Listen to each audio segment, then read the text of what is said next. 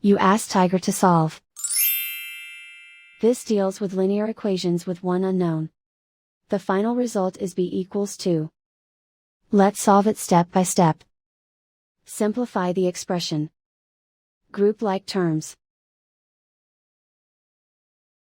Simplify the arithmetic.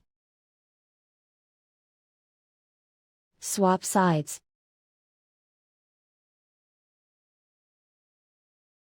Group all constants on the right side of the equation. Subtract 1 from both sides. Simplify the arithmetic.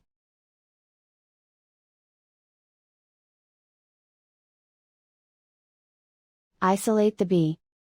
Divide both sides by -7. Cancel out the negatives. Simplify the fraction. Cancel out the negatives.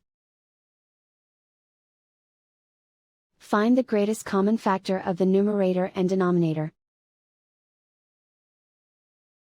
Factor out and cancel the greatest common factor. And so the final result is b equals 2.